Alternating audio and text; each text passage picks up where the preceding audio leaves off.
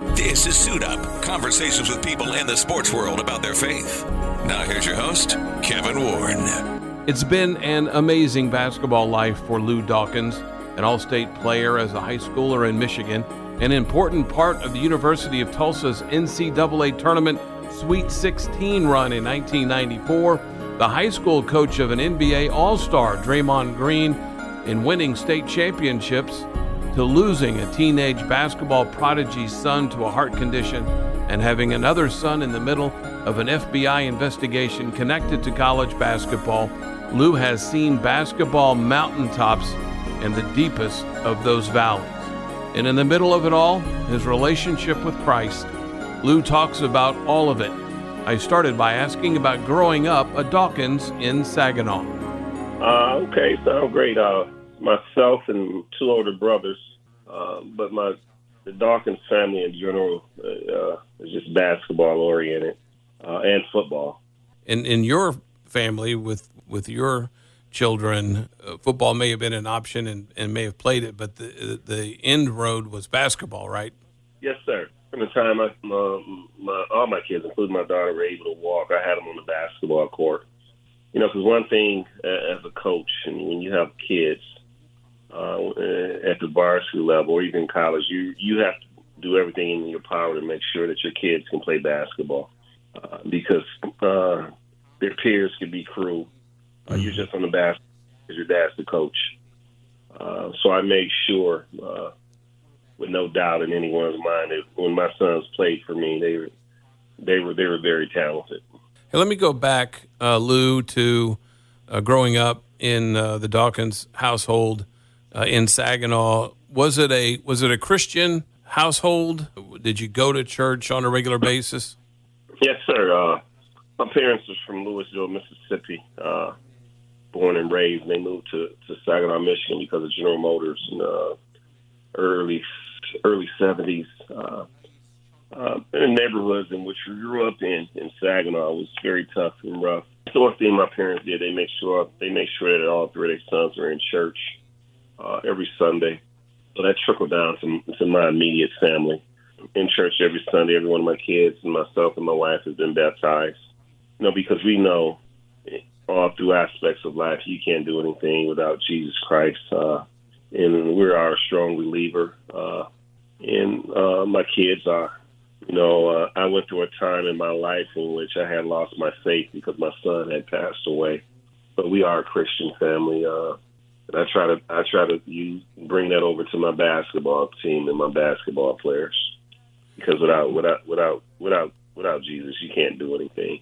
I'm going to go back here in a minute and revisit that regarding Dorian, but let's go back to playing basketball in high school in Saginaw. Were you a Mr. Basketball in the state of Michigan? Kevin, honestly, I finished number 6 in the running for Mr. Basketball. When I graduated high school, I was the top 100 player in the country. First team All-State, Class A, the highest classification in the state of Michigan. Had numerous Division I offers. But in the city of Saginaw, you have to be competitive. Let me ask you about that. You mentioned the variety of offers to play college basketball. You landed at Tulsa playing for Tubby Smith. How did that come about?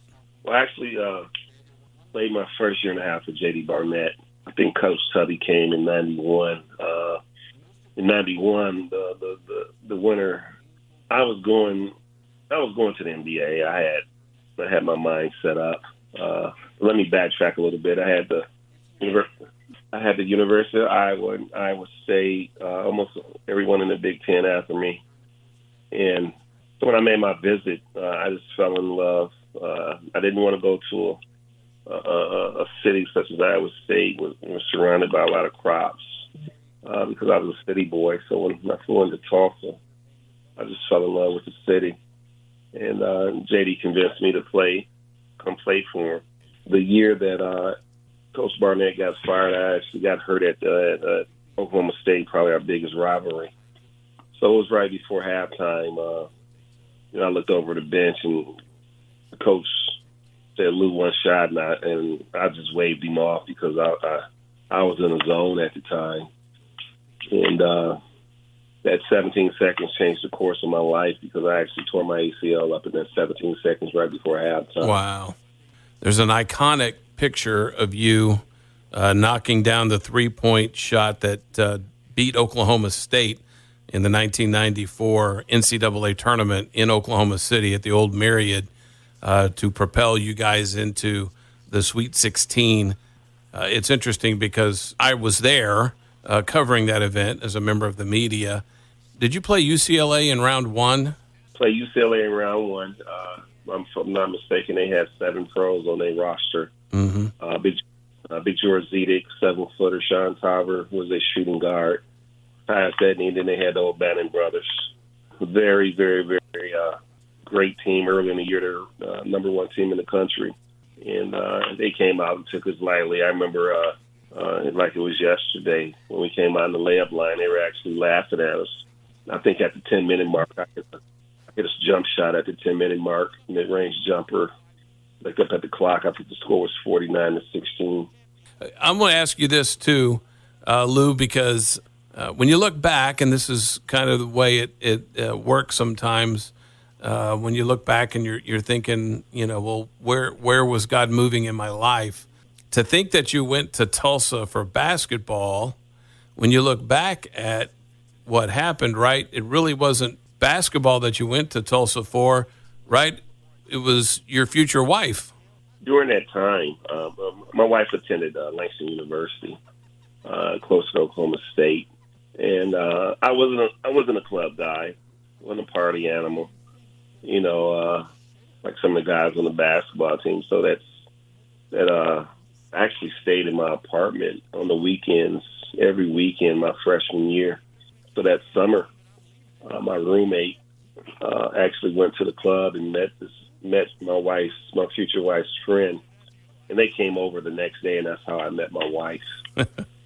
We graduated in May of '94, and 30 days later, in June, we got married, June 11th. Now, was that in Muskogee, where she's from? Yep, she's from Muskogee. We got married at 23 years of age with no money. I remember going into my senior year that summer, I had skipped out on work, acting like I was sick, and me and my good friend Doug went to the pawn shop, and I bought her engagement ring for $150. And that was all the money I had in the world. And I proposed to her later that afternoon. You start your coaching career, but it wasn't on the high school level, right? And I had a 8 and under, in which my son Christian and Dorian was playing on. And then I started a 10 and under, I believe, or 11 and under, in which I saw this big kid walking down the street. He may have been 6'2" at 11 years old. And, that was Draymond Green. So in 2005, Draymond and them became freshmen in the high school, and Coach Marshall Thomas knew I hadn't coached him, so he actually told me that fall before season even started that he was going to step down and give me the reins of the program. And so in 2005, I became the varsity coach. And my first team was really, really, really good. So it was a process. What was it like coaching Draymond Green in high school?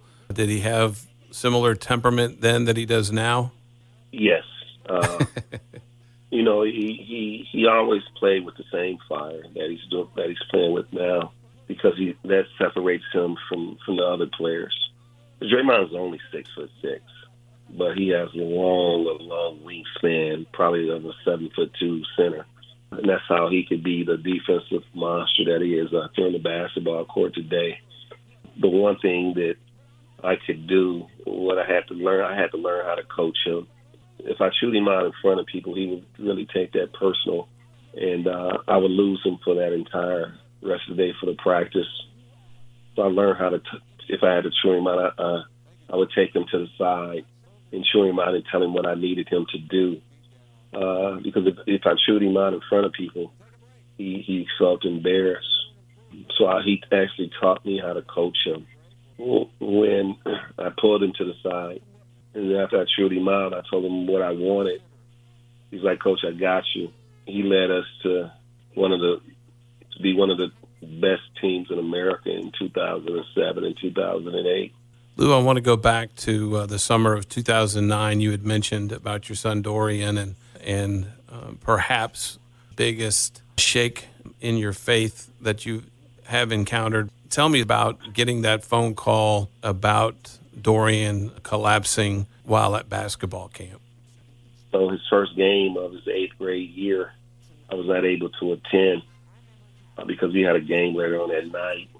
I was also my high school's athletic director.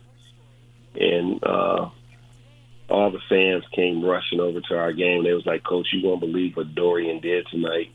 And he didn't play the fourth quarter. He had 46 points and around 20 assists. And I was like, y'all get out of here. Y'all, there's nobody isn't doing that. But when the grown people came in there and started telling me, I knew it was the truth. So he was on the AAU circuit, 14. Actually, he was just too good to play, so I bumped him up to my 16 and under. So we had played 3 games earlier that day, and we were not pegged to play a 4th game.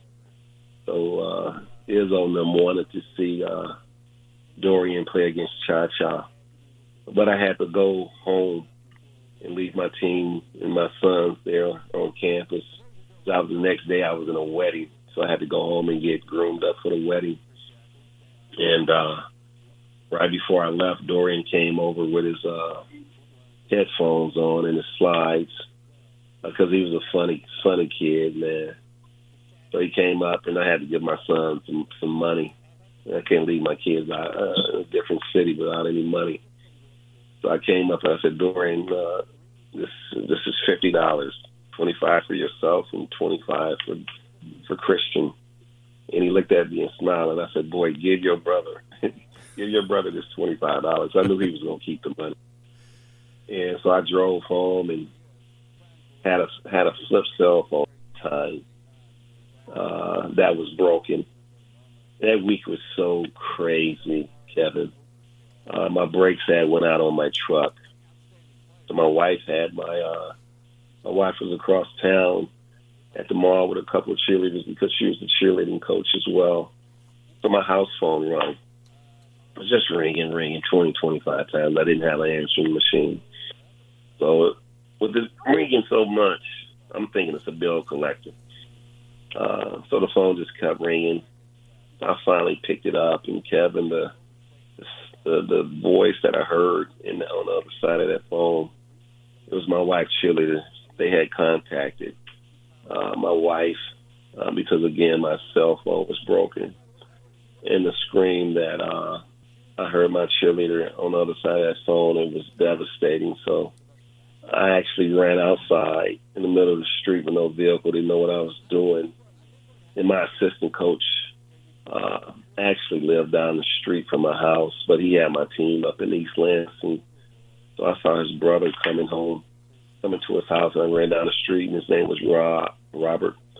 I said, Rob, and I said, man, call Coach Julian, which is his brother, my assistant coach. I said, call Julian, something's wrong with Dee.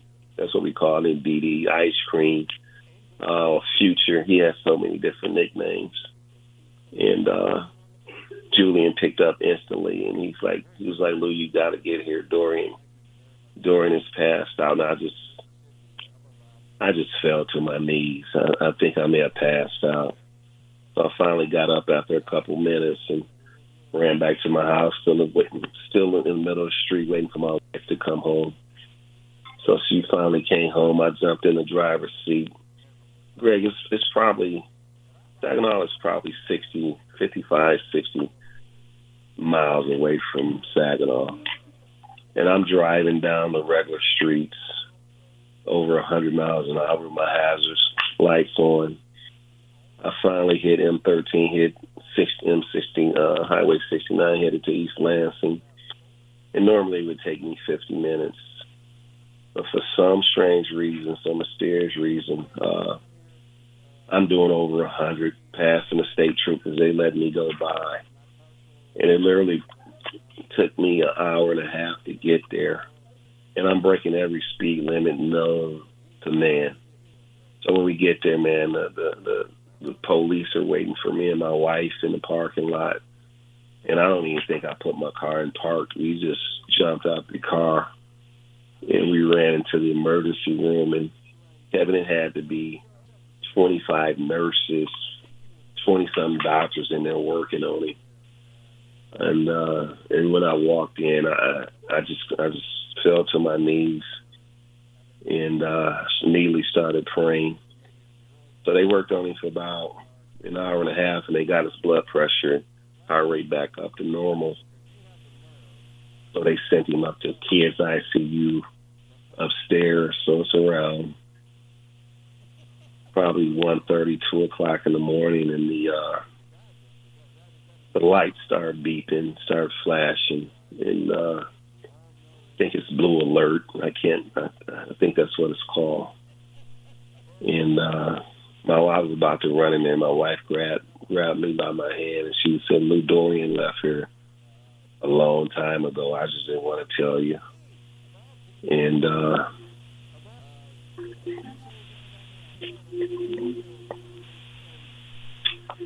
so I walked in.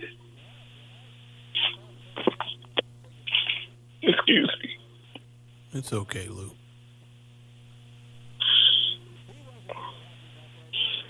So I walked in. I just saw a man there. I stayed with him for about 3 hours. Just hugging him. And finally, my parents got there along with my pastor, Pastor Manny. And we said a prayer. Coach Izzo was in there with me. Draymond was in there with me. That was the worst day of my life. You know, because initially I had thought somebody had poisoned him. Because he ran track. He may have been a better football player than basketball. Somebody had harmed him.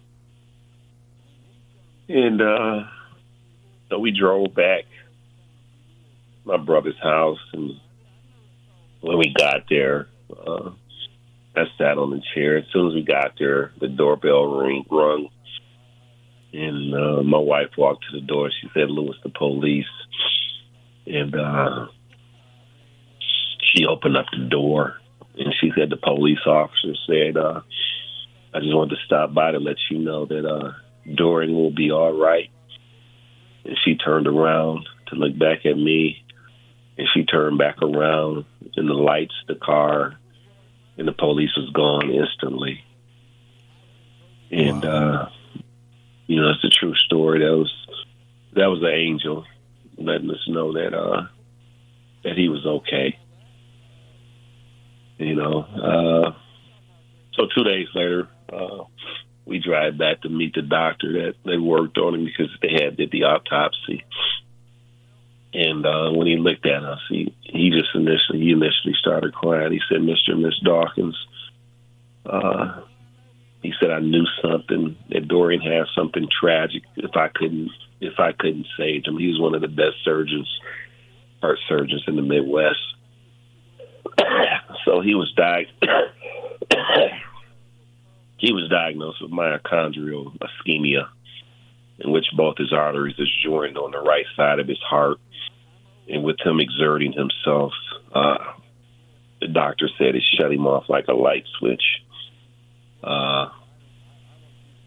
So he fell into a category of 0.000 hundreds of thousands. That's a rare case for a kid or anyone to have that. And he just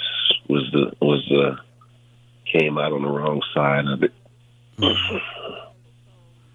Lou, what I can only imagine too what your feelings would be moving forward with the other basketball playing children, right? With the idea that maybe they could have something similar. Oh, it was scary. We actually got them tested probably 2 days after we left the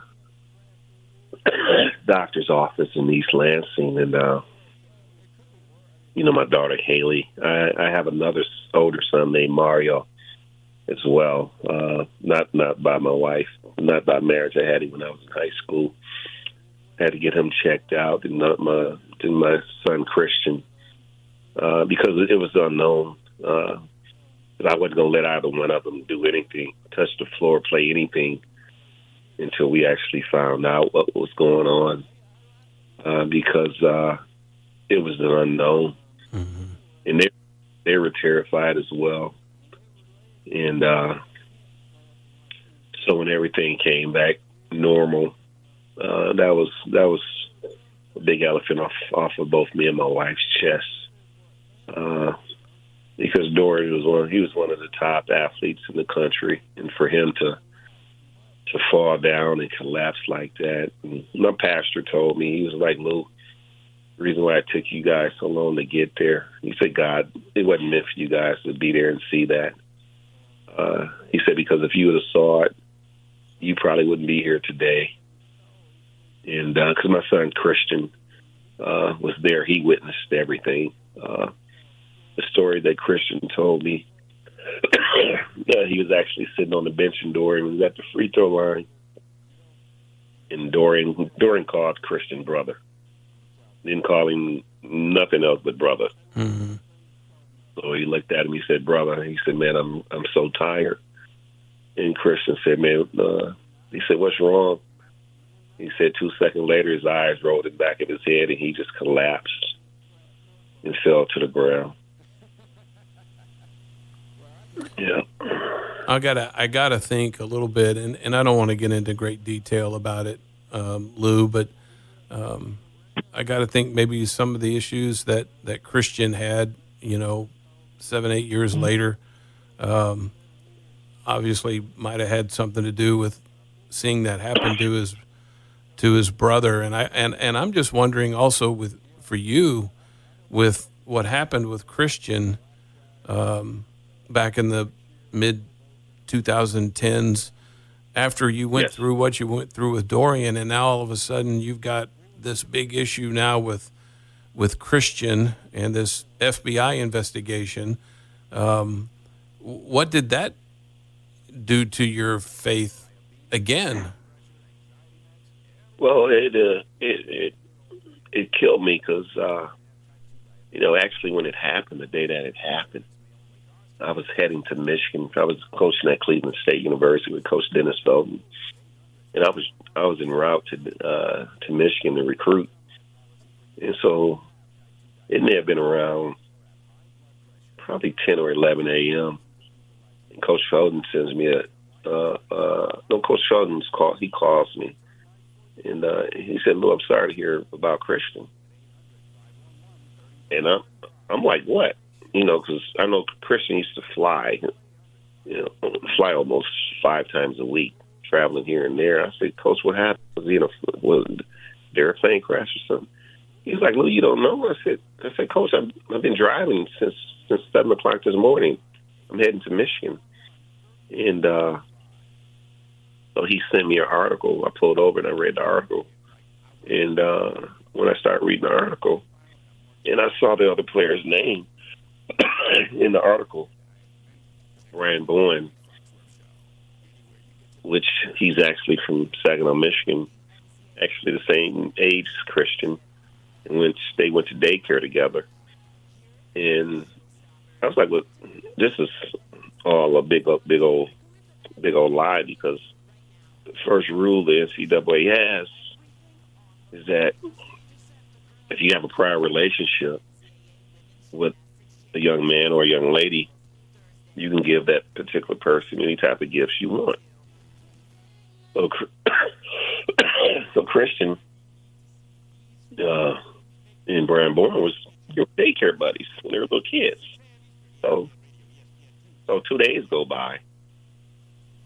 I don't know if you watched The Scheme or not, our documentary on HBO. But everything in there, everything Chris was saying is the truth. We didn't hear from him for 2 days. they kept him locked up in Manhattan.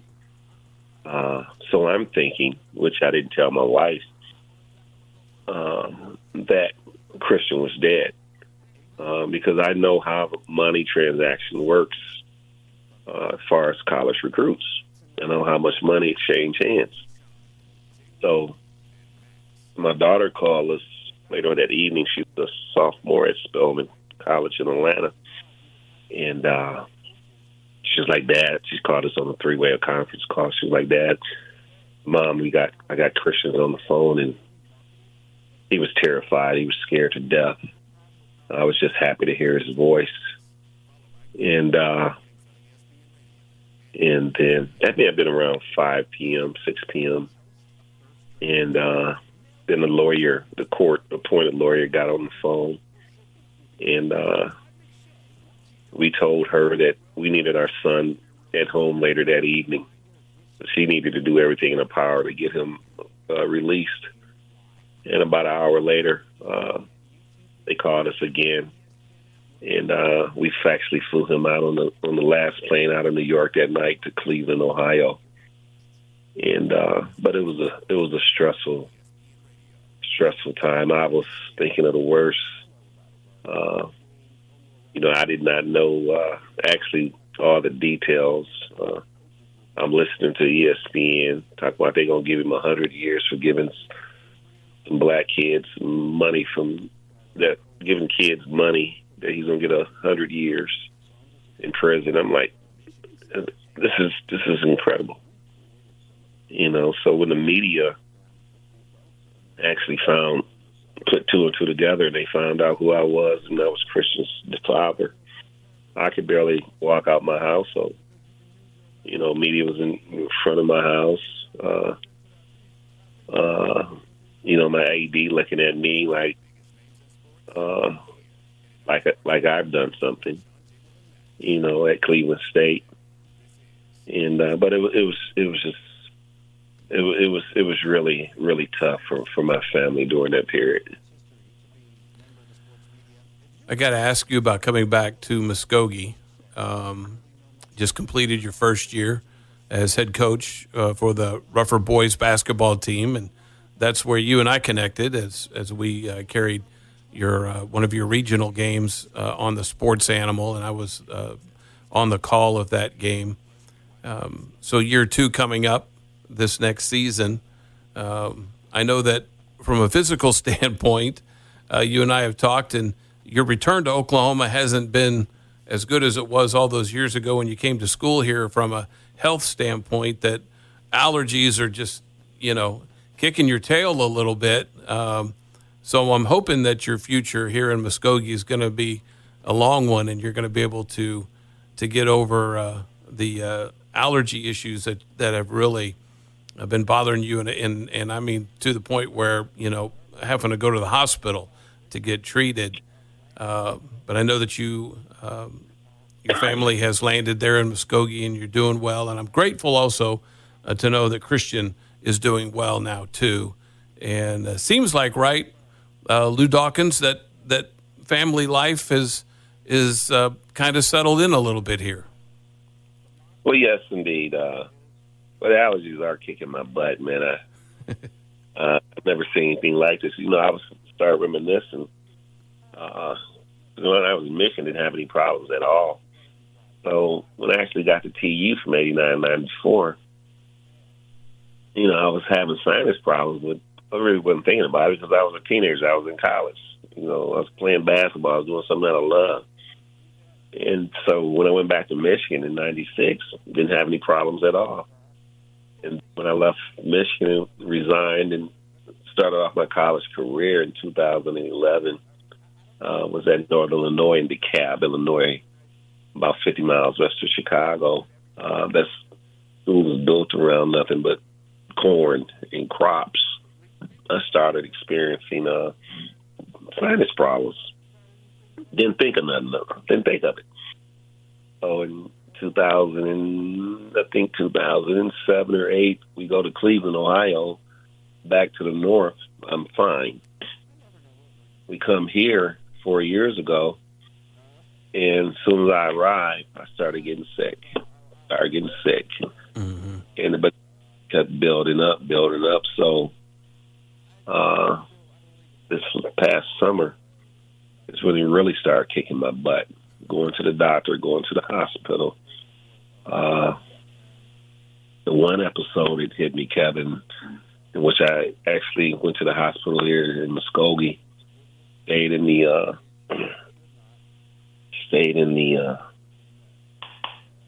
emergency room for about 10 hours. No one saw me. Next day I go home. There were so many people in there. It was just so busy I couldn't believe it. I drove myself to the next morning I drove myself to St. Francis in Tulsa. Got there around 9 o'clock in the morning. It's 9 o'clock at night. They still hadn't saw me. There was so many people. I think it was the time the little children was getting hit with that with that virus. Excuse me. So this lady gets up. She goes to the reception. She was like, "Excuse me, I've been here since 8 o'clock this morning, and I still haven't seen a doctor." And I knew if she hadn't saw the doctor, I was probably 2 hours behind her. I wasn't going to be able to see the doctor. So I drove myself back home. I was actually going to go, when I made it back home that evening, I told my wife to call the ambulance, and my youngest son, Elijah, heard me say that, and he started freaking out. So I made it through the night until he got ready to go to school that morning. Ambulance come pick me up around 8:30, 9 o'clock, drive me to St. John's on Utica. And I believe when I made it in there, my breathing was at 68%. And they immediately admitted me. Well, Mr. Dawkins, are you a smoker? Never smoked in my life. Do you have asthma? Never had asthma. They couldn't find out what was going on. I stayed in there a week. Until this day right now, I'm still struggling. It cuts out my breaths every so often. So since June, I've been on antibiotics and steroids probably 12, 13 times since last June. And so now, man, my wife's trying to get me set up at the Mayo Clinic in Minnesota to see if they can help. But if they can't, man, I can't keep going through this. Yeah. You know, it's a struggle. Well, Lou, I want to, before I let you go, I wanted to ask you, what would you tell, because you've been through so much. I mean, you've had a lot of highs too, but you've had some lowest of the lows. When someone has a struggle in their life, is there a scripture that you gravitate towards, or what would you tell somebody else who may be going through some of the things you've gone through? Man, I would just say, try to keep your faith. It was difficult for me. I think I missed that entire year going back to church after my son passed. My pastor was, calling me, trying to drag me back into church, but I was just hurt mentally, physically. My faith was destroyed because when you try to do everything in your life as parents or as kids, children, and you have something that's tragic hit you out of nowhere, and they just kept jabbing you. You just got to keep believing that you can do all things through Christ. Amen. And just believe. Because as a parent, your children should be burying you. When you're old mother, old father, you shouldn't be burying your children, especially at 14 years old. And and because he fell into a category of 0.00 100,000. So it was tough, man. So I just kept believing. My wife just kept believing. And my wife is the strongest person in the world. I think she knew if I saw her fall, that I was going to fall. So she kept her mentality. I never saw her cry during that period with Dorian, especially at the funeral. I just love her to death. But you just got to keep fighting and just keep believing, because you don't. One thing that it taught me, you don't know what tomorrow is going to bring. Mm-hmm. So families, so people, especially parents, if your kids tell you something, believe it. Because I didn't tell you this, but Kevin, a few days before Dorian passed, my wife told me after he had passed, but she was in the mirror brushing, combing her hair, and she said, Dee Dee came to the doorway of our bedroom, and said, "Mommy, if I was to die, would you miss me?" And she was like, "Yeah, baby." She said, "We all would miss you." And he came back and said, "Well, Mommy, I will be in heaven with all the angels and everybody." He said, "But we would still miss you down here." I truly believe he had already saw the light, that God had touched him, and he knew that he would be leaving us pretty soon. So parents, I would say your parents, don't think your kids are lying to you. Believe them.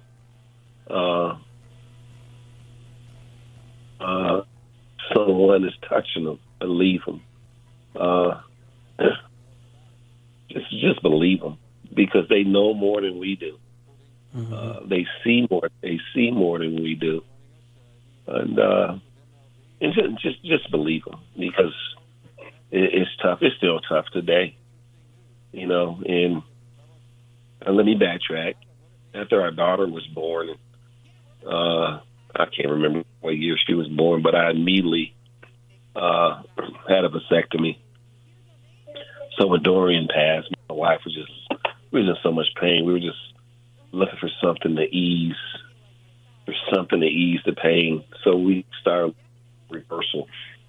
The state of Michigan, reversal was $25,000. Insurance didn't cover it. So we got on the internet. True story. God works in mysterious ways. Me and my wife had Christian when we were in college. The same doctor that delivered Christian in Muskogee was given reversals for $2,500. But you had to pay for it right then and there. So we had just buried Dorian. We had tapped out everything. So we found some dollars. Plane ticket I flew out 2 days later. My father-in-law picks me up from the airport, and he takes me to the doctor that delivered Christian. And in 2015, we were blessed with our youngest son, Elijah Legacy Dawkins, and we named him his middle name Legacy in honor of his brother Dorian. And Kevin, I can say he's the spitting image, reincarnation of Dorian. On the basketball court, on the football court, he can do it all. Academically, he's one of the best kids in his class, and he goes to the gifted and talented school here in Muskogee, Sadler Arts and Academy. And he's one of the top kids academically in the school. But when you see him on the basketball court and football field, he's just incredible. Mm-hmm. I just really think that, and I don't think anymore. I know God gave Dorian back to us through him. That's awesome. Lou, thank you so much for your time and for your story and for your faith. And before I let you go, is there a way, social media, that people can follow you? You on Facebook, Twitter, Instagram? I am on no Facebook, but I'm on Twitter and Instagram. I don't, and maybe you can just punch my name. I don't even know what my handle name is. Okay. But I'm not a big social media person. I think people put a lot of their business on social media that other people should know. I try to just tend to myself, but I am on Twitter and Instagram. Okay. My thanks to Lou Dawkins for sharing his story. Lou just ended his first year as the head coach of the Muskogee High School boys basketball team and has vowed to bring the Roughers their first ever state title before he's done. We wish him the best.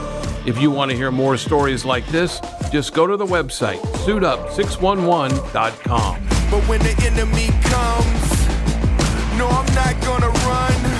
I'm gonna suit up, get tough, put on the armor of God.